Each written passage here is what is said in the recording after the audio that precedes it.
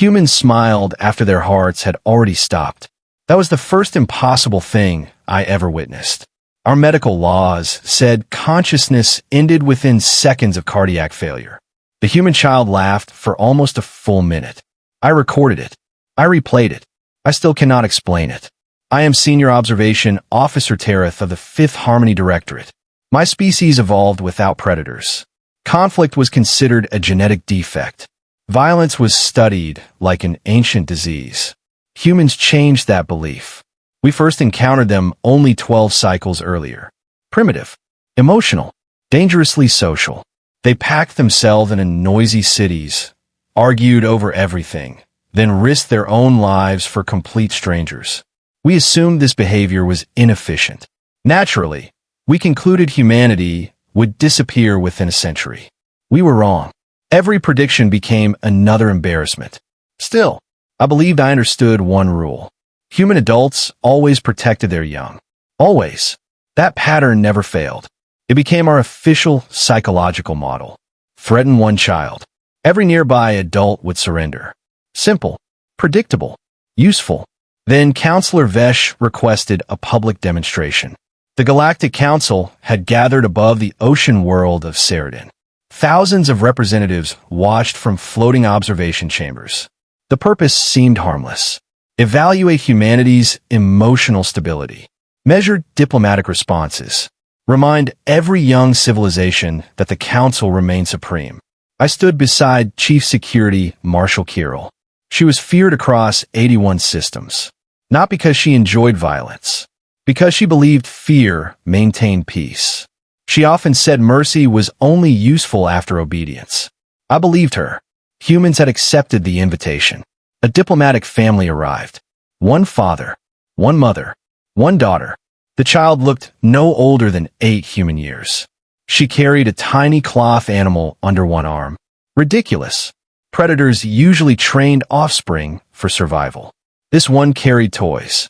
I logged another example of human irrationality. The council questioned the parents. Trade, borders, colonization rights. Everything proceeded normally. The child wandered toward one of our floating gardens. She admired glowing crystal flowers. She reached for one. Marshal Kirill barked an order. The child hesitated. She probably did not understand galactic standard. Her father calmly began walking toward her. I recognized the pattern immediately. Protective response. Nothing unusual. Marshal Kirill sighed. Then she struck. One movement. Fast. Calculated. The energy rod slammed into the side of the little girl's face. The sound echoed across the chamber. The child collapsed without making a noise. Her toy landed several meters away. Silence consumed everything. Even the ocean winds seemed to stop. My first conclusion was obvious. The parents would surrender. Humans valued offspring above reason. That was the model. The father knelt beside the child. His hands trembled. His breathing changed. His eyes remained fixed on his daughter. I detected no words. No threats. Nothing. Good. Submission had begun. Marshal Kirill folded her upper arms. You will now understand authority. Simple. Effective. Predictable. Then the mother did something unexpected. She stood. She looked directly at Kirill. No fear. No panic. Only disappointment. I misunderstood that expression. I assumed she accepted defeat. Instead, she spoke one sentence. You shouldn't have done that. Soft. Almost gentle. Marshal Kirill laughed. Many representatives joined her. Even I believed the danger had passed. Medical drones rushed toward the child. The father raised one hand. The drone stopped. Confusing. Why refuse treatment? Humans were emotionally unstable. Perhaps they preferred primitive medicine. I recorded another irrational behavior. The father lifted the unconscious girl into his arms. Blood covered his uniform. His hands never shook again. He simply nodded once toward the council. Then the family left. No shouting. No revenge. No demands. No diplomacy. Nothing. The chamber erupted into amusement. Several ambassadors congratulated Marshal Kirill. The humans understand hierarchy. Crisis resolved. They learn quickly. I agreed. Our behavioral model had survived another test. Or so I believed. Exactly 14 standard hours later, the first colony vanished. Not destroyed. Empty. Every human settlement on Ceridan disappeared. Homes remained. Vehicles remained. Food still warmed on tables. Pets wandered the streets. Every human was gone. Over 100,000 individuals. Without a trace. No starships launched. No emergency signals. No teleportation signatures. Nothing. Council intelligence blamed mass panic. Reasonable. Primitive species often fled after humiliation. I accepted the explanation immediately. Then our surveillance network failed. One satellite. Then another. Then 12 more. No explosions. No debris. Each simply stopped transmitting. Engineers blamed software corruption. Impossible. Every backup failed too. Deep space listening stations detected something stranger. Silence. Human communication vanished. No civilian broadcasts. No military channels. No encrypted frequencies. Nothing. Entire worlds had become quiet. Our analysts celebrated. They're fractured. They've lost coordination. They're hiding. Again, we were wrong. I visited the little girl in the medical district. Curiosity compelled me. Doctors expected permanent neurological damage. Instead, they found healing. Broken bones already reconnecting. Brain swelling decreasing. Cell regeneration exceeding biological limits. The child remained unconscious. Yet every hour she improved. Impossible. Humans violated medicine almost as often as they violated logic. I stood beside her recovery chamber. Her father entered. Security allowed him through. Strange. Most parents demanded justice. He demanded nothing. He only adjusted the blanket around his daughter. Then he noticed me. You were there. It was not a question. Yes. You watched. I observed. He nodded slowly. Still calm. Still controlled. I reached my conclusion. The emotional shock had damaged his reasoning centers. He asked one final question. Did you enjoy it? The words confused me. Enjoy? Observation was not pleasure. It fulfilled council protocol. He stared at me for several seconds. Long enough to make my breathing sacs tighten. Then he smiled. Not happily. Not angrily. Like someone remembering something old. I was hoping you'd say that. He left. Nothing else. No threats. No promises. I watched him disappear into the corridor. Humans were strange. But harmless. That remained my official report. 3 hours later, the Council's oldest military archive unlocked itself. No authorization. No intrusion. One classified file appeared simultaneously on every government screen across known space. Its title contained only 4 words. Earth has gone quiet. And for the first time in my career, every predator species attending the Council stopped smiling. The Council chamber had never been silent before. Predators argued. Prey negotiated. Machines calculated. Someone always made noise. Now, nothing. Every eye remained fixed on the glowing words. Earth has gone quiet. I assumed it was propaganda. Humans loved symbolism. Silence was probably another emotional ritual. I filed my conclusion before the report had even finished loading. I was wrong again. The archive was older than the Galactic Council itself. It had been sealed for 6,000 cycles. Only emergency consensus could open it. No one alive possessed that authority. Yet open anyway. Counselor Vesh read the first sentence aloud. The last time Earth became silent, 9 empires disappeared. Laughter should have followed. It did not. The oldest delegates lowered their heads. Some actually looked afraid. I had never seen fear among beings who had survived black holes and stellar wars. One elder whispered a single word. Again. Again? Impossible. Humanity had joined the galaxy only 12 cycles ago. How could there be an again? Questions fill my mind. Answers came too quickly. Ancient recordings appeared. Blurry. Damaged. Real. A forgotten empire had invaded Earth nearly 5,000 years earlier. The recordings showed enormous fleets entering the Sol system. Then, silence. No battle footage. No distress calls. No victory celebrations. Only empty star maps.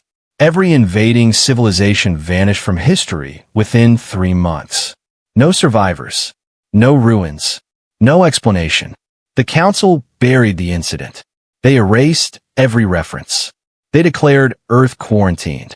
Then, humanity reached the stars before anyone expected. The quarantine quietly disappeared. Everyone hoped history had changed. Marshall Kirill laughed. Ghost stories. Her confidence returned instantly. Primitive myths don't win wars. I believed her. Fear was irrational. Evidence mattered. Then our border stations stopped responding. 7 systems. Gone. Not destroyed. Simply empty. Warships drifted without crews. Defense stations remained powered. Meals sat untouched inside command centers. Weapons stayed locked. Millions of people had vanished. No blood. No bodies. No wreckage. Just absence.